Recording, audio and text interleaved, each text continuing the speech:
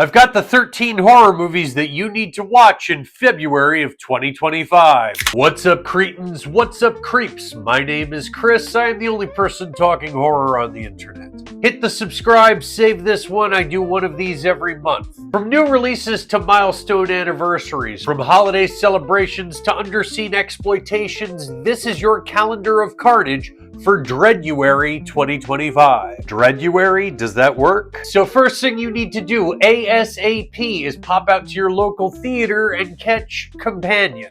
Existing somewhere between the space of Ready or Not and Megan, this chronicles a group of friends who have a weekend getaway where things turn awry when one of them is revealed to be not so human. This was a fun little yarn that I got to catch an early viewing of, and it was a better start to the year than we typically get. For me personally, not scary enough to be considered a true horror, not funny enough to be a true comedy, but it is a bright, fun, and enjoyable turn-your-brain-off kind of flick. If you're in the Lisa Frankenstein camp, this will turn your gears with little to no grind. And Sophie Thatcher is outstanding in it. If you liked her in Heretic, but felt that she maybe deserved something a little more meaty, Companion is going to be your flick.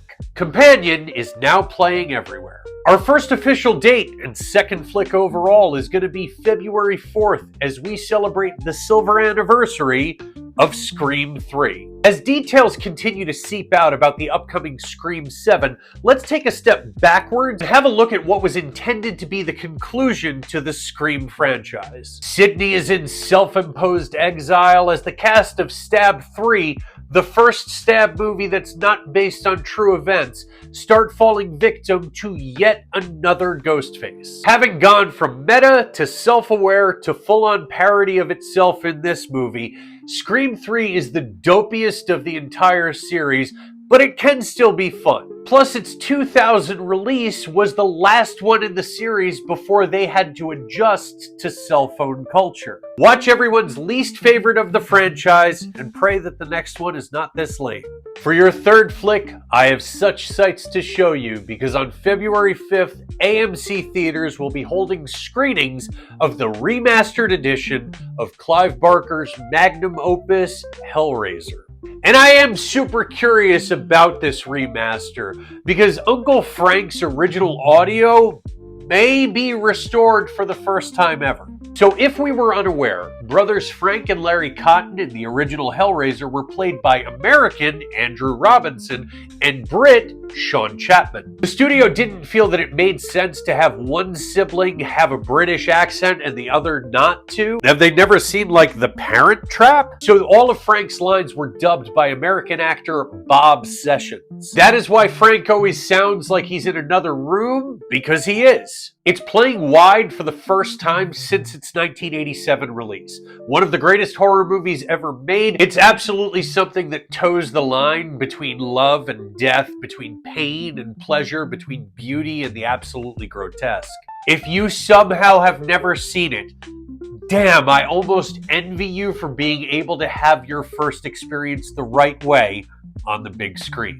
It is also playing on the 6th, but you'll probably want to go on the 5th since you're going to be back in the theater on the 7th for the world premiere of Hard Eyes. Romance is dead in what looks to be the new Valentine-centric slasher, Hard Eyes. The story of people trying to not get killed by this guy. So this was co-written and produced by Christopher Landon, who was kind enough to give us Scout's Guide to the Zombie Apocalypse, Freaky, and the Happy Death Day flicks.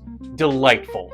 Plus, it's got Jordana Brewster and Devon Sawa in supporting roles. Sign me up. Hold up, where do you think you're going? Provided that you went to a theater that has IMAX, you're going to want to stick around to catch the 5th anniversary re-release of Bong Joon-ho's Best Picture award-winning film, Parasite. We're seriously doing 5th anniversary releases now. Really? No, Parasite is not a straight horror movie, but there is absolutely both an implied and felt influence of horror in this greater discussion of class and economic inequality. And many of us didn't get to see this in theaters, let alone in IMAX, which it was shot for, as its North American release was in February of 2020. You may or may not remember there was some stuff going going on back then. This is your chance to make up for it. Recuperate over the weekend because we are getting busy next week. We're going a little unconventional for your sixth flick.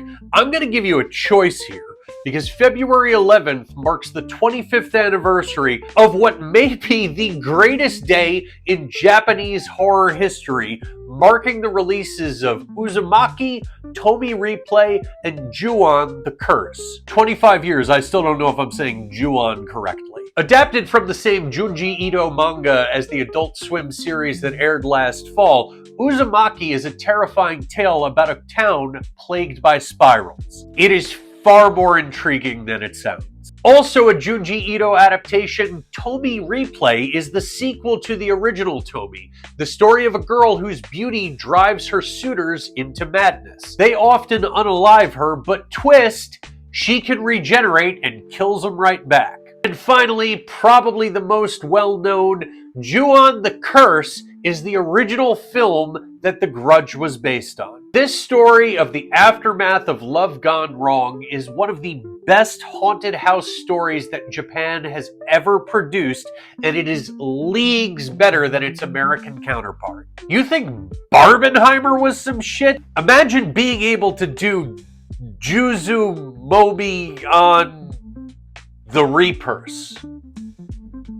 Juzumomi on the Reapers. Do whichever one sounds the most appealing to you, or do the full Juzumomi on the Reapers. Not a wrong answer here. The next day, get an early start as we celebrate the 50th anniversary of The Stepford Wives. It is startling that the statements that were made in a movie that came out 50 years ago about a woman's autonomy are still this relevant. And it is saddening that this is a scarier and more resonant movie now than it likely was back then. Politics aside, this is a brilliantly made, tense film that's focused on a family who moves to a community where women are wholly subservient to men.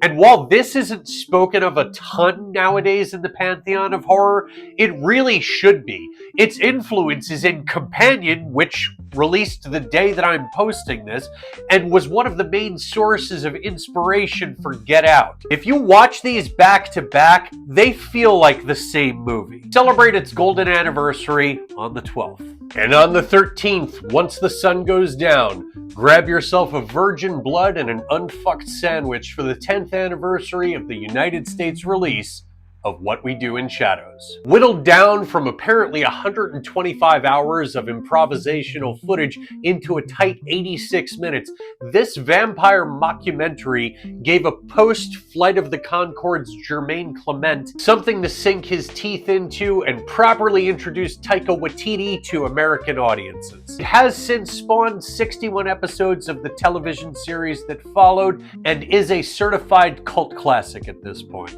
And from cult classic to just flat out classic, our 9th film and Valentine's Day feature will be Picnic at Hanging Rock. While this didn't actually release until August 8th of 1975, this Australian mystery thriller about the abrupt and unexplained disappearance of schoolgirls is set on Valentine's Day 1900, making the movie 50 years old this summer, but the events 125 years old this Valentine's Day. It is fictitious. You don't have to feel weird about celebrating it. And yes, Valentine's Day is observed in this movie. It's just not as central of a thing as My Bloody Valentine or Valentine. It features the film debut of John Jarratt, who would go on to play villain Mick Taylor in the Wolf Creek series. It's the first notable film from director Peter Weir. Are you saying that The Cars That Ate Paris is not a notable release? Who would go on to do Witness and Dead Poets Society and The Truman Show. Possibly most importantly, it was an early example of Australian New Wave. Had this movie not been a success, we may not have gotten to Road Games or Razorback or Patrick or perhaps even the entire Mad Max saga. Or Young Einstein. It all starts here. Starts there, but the end is nigh in our 10th flick. On the 18th, exorcise your demons with the 20th anniversary of Constantine. Based on the DC comic Hellblazer, Constantine stars Keanu Reeves as an exorcist superhero. This came out at a time when superhero movies were still kind of being figured out, and it was probably before its time, so it flopped. But interest from both audiences who have finally taken to the flick and Keanu Reeves himself has a sequel currently in development. You know, I wasn't going to go into this one, but a couple of words. The 18th also marks the 25th anniversary of Pitch Black. Despite lackluster to downright unwatchable sequels, Vin Diesel's first outing as Riddick is straightforward horror and has some great uses of light and dark and some superior tension build. Watch one or the other or both. I think they'd actually make a decent double feature.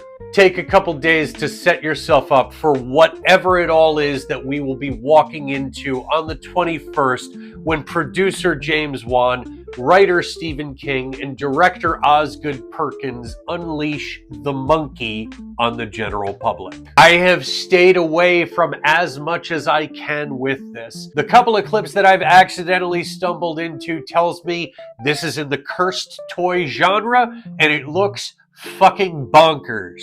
Calling it now, early contender for best of the year. Alright, so with only 2 left, on the 23rd, I would like to invite you to step inside Dr. Terror's House of Horrors for its 60th anniversary celebration. Often confused with Hammer Films due to similar styles and stars, Dr. Terror's House of Horrors was actually released by their contemporary Amicus Films. And while Hammer found success in reinterpretations of Universal monsters, Amicus found their niche in anthology horror. They released films such as From Beyond the Grave, The House That Dripped Blood, and the first EC Comics adaptations, Tales from the Crypt and The Vault of Horror. But the movie that started this entire trend, Dr. Terror's House of Horrors. And anthology horror was a relatively new concept at this point. There are actually a total of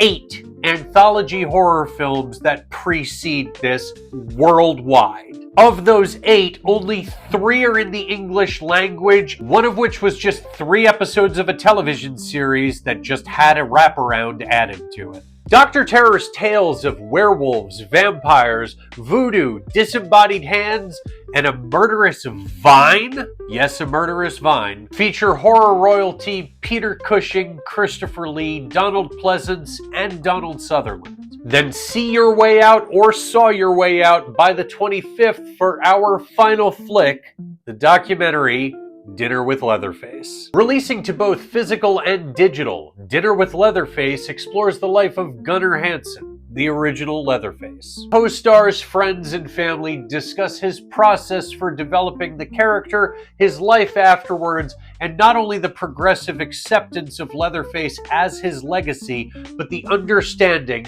that this mattered to people, that he mattered to people. If you choose to do so, you can pre-order it now so you can watch it the day of the release. That's gonna do it for today, creeps. Do all these things. Let me know which of these you'll be watching in February and which ones I missed right over here. And as always, this is all just a matter of opinion. See them yourself, make your own decisions, remain critical, support horror.